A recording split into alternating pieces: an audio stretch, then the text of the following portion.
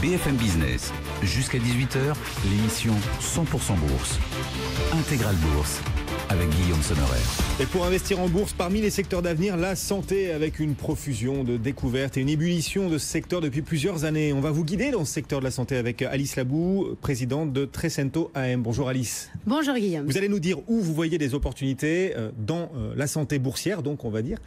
D'abord, peut-être pour ceux qui rentrent de vacances, qu'est-ce qui a marqué les entreprises de ce secteur depuis le début de l'été? Quels ont été les faits majeurs pour ceux qui s'intéressent à la santé? Déjà, ça fait partie des secteurs qui ont le plus cru en bourse depuis le début de l'année. Presque 15% de performance au niveau mondial sur le secteur de la santé.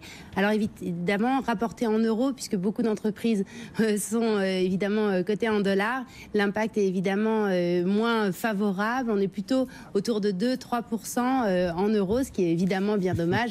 Mais on a bénéficié de la parité euro-dollar lors des années précédentes et ça reviendra bien entendu. Donc c'est plutôt un secteur dont les entreprises ont bien performé, qui sont elles-mêmes donc sur un segment qui est en forte croissance, à peu près 10% de croissance annuelle anticipée pour le secteur, avec pas mal d'opérations de rapprochement, de fusion-acquisition dont on va parler bien entendu, et puis toute une thématique autour de la fameuse loi santé américaine. Comme vous le savez, le président américain Donald Trump avait dit « Moi, président, j'abrogerai Obamacare », qui est un quasi-scandale, et puis on mettra en place un système beaucoup plus libéral autour du secteur de la santé.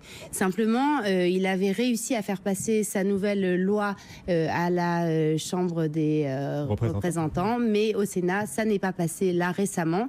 Donc en réalité, ça n'a pas tant impacté que ça le marché de la santé stricto sensu, parce que Obamacare a surtout permis de diminuer les créances douteuses pour les établissements de santé américains. Ça veut dire quoi? Ça veut dire qu'en fait, les personnes qui sont en difficulté financière pour payer leur propre santé avaient une forme de garantie d'État qui facilitait les hôpitaux, en tout cas les comptes, pour les comptes des hôpitaux et des cliniques, lorsque ces gens-là se faisaient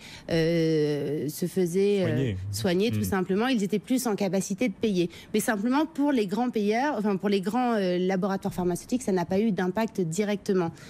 Par contre, Donald Trump travaille sur un décret qui a un petit peu fuité dans la presse, pour changer. Tout en subtilité, ce décret. Toujours tout en subtilité, voilà, qui consiste à ce qu'il envisage de limiter les rabais obligatoires qui sont réalisés aujourd'hui par les instances publiques auprès des grands laboratoires pharmaceutiques. Ça leur permettrait à ces laboratoires, évidemment, d'augmenter leurs marges, puisque de ne plus avoir à donner systématiquement des rabais. Donc ça a plutôt fait monter, évidemment, le secteur. Des vents plutôt porteurs et en effet un secteur qui signe parmi les meilleurs perfs depuis le début de l'année, et l'été a été, on va dire, plutôt tranquille. C'est ça, au rythme exactement. Des échecs de Donald Trump, on va dire. Du côté des publications, ça a été à la hauteur, oui, ce que nous ont annoncé les laboratoires, les entreprises de santé, vous a rassuré, vous a fait plaisir? Alors tout à fait, on a été agréablement surpris. Alors c'est vrai qu'il y a l'effet euro-dollar qui devrait à terme avoir plutôt un impact positif, notamment pour les sociétés américaines qui sont en grande partie exportatrices et qui vont bénéficier de ce dollar plutôt faible. Alors pour les sociétés européennes, c'est un peu le deuxième effet qui se coule, même si aujourd'hui c'est plutôt favorable. Dans quelques mois, ça devrait commencer à être un peu plus défavorable d'avoir un euro trop fort, et vous en parliez précédemment. Donc les publications ont été plutôt rassurantes et même au-dessus des attentes. Bon, alors on peut en prendre quelques-unes globalement, plutôt les biotech, plutôt les grands labos, enfin voilà, qu'est-ce qui s'est dégagé pour vous? Aujourd'hui, j'avais surtout envie de vous parler des médicaments génériques, parce que c'est vrai que c'est un secteur qui est en complète consolidation en ce moment.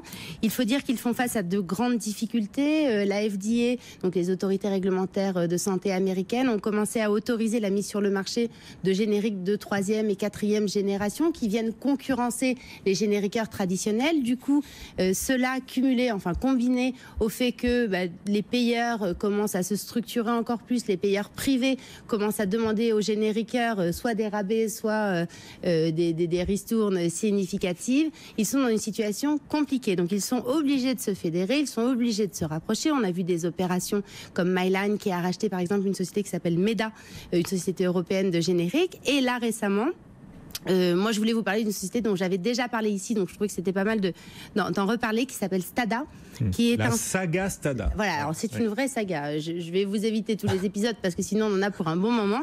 Mais c'est une société allemande qui fabrique des médicaments génériques et qui était très intéressante parce qu'en fait, le gros de leur business était en Europe de l'Est. Donc, c'est un marché qui se développe très fort sur les médicaments génériques. Europe de l'Est, Russie, bien entendu.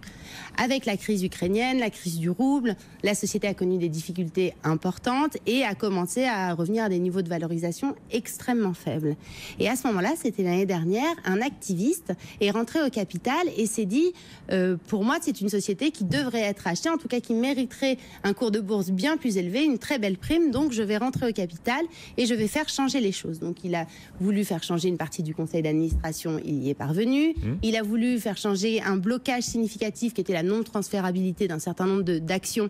Ça, c'est purement juridique, mais c'était indispensable. Oui. Il a réussi à l'obtenir. Bien joué. Et pas manqué, quelques mois après, proposition de rachat, alors là, plutôt par des fonds de private equity, qui finissent par échouer. Donc en fait, il n'y a pas suffisamment de titres qui sont apportés à l'offre et ça retombe un peu aux oubliettes. Et à ce moment-là, il y a un autre fonds un petit peu activiste qui entre encore au capital. Là, c'est la saison 2 du feuilleton. Oui. Voilà, on est à la saison 2 exactement, qui entre au capital, qui prend 5% du capital et qui dit, moi je pense que cette société va valoir beaucoup plus, il va y avoir d'autres opérations de rachat. Évidemment, encore une autre proposition de fonds d'investissement de private equity avec un prix très légèrement au-dessus et à nouveau, beaucoup de gens se disent oh, ils vont pas apporter à l'offre, enfin, tous les investisseurs ne vont pas apporter à l'offre et donc l'opération ne va pas se faire. Et c'est là où c'est intéressant, c'est vraiment les marchés financiers dans toute leur splendeur, parce que quelques jours avant la clôture de cette opération, vous avez un certain nombre de shorts, donc de gens qui ont joué à la baisse le titre en se disant l'opération va pas se faire comme la première fois. Pas de chance, raté. Oui. À très peu de pourcentage près, l'opération se fait. Ce qui fait qu'on se retrouve avec aujourd'hui ce qu'on appelle des rachats de short, c'est-à-dire la société, le peu qui reste coté en bourse, prend plus de 20%, enfin a pris hier et ces derniers jours plus de 20%, parce qu'en fait les shorts sont obligés de se racheter et donc d'aller acheter à prix fort les titres. Donc c'est juste pour rappeler un petit peu d'animation autour de ce marché des génériques. Il reste finalement très peu de cibles dans les génériqueurs européens. Il reste une société dont on a déjà parlé ici qui s'appelle ICMA, qui est un petit peu particulière parce qu'elle est cotée à Londres et c'est une société d'origine jordanienne. D'accord, mais que vous conseilleriez aujourd'hui aux auditeurs, aux téléspectateurs qui nous écoutent? Alors, moi je pense qu'à moyen terme, c'est une société qui peut complètement se faire racheter dans le cadre de cette consolidation. Après, elle a connu quelques difficultés ces derniers temps, donc du coup les cours de bourse sont quand même relativement faibles. La volatilité est élevée, donc soyons mesurés dans nos investissements. Mais c'est vrai que nous en avons en portefeuille et nous les gardons parce que nous croyons à la consolidation du secteur. ICMA, H-I-K-M-A. Exactement. Pharmaceuticals. Voilà une idée pour investir encore sur ce secteur de la santé. Trouver de nouvelles pépites. Alice Labour, régulièrement dans Intégral Bourse, la présidente de Trecento AM. Merci Alice d'être venue nous voir.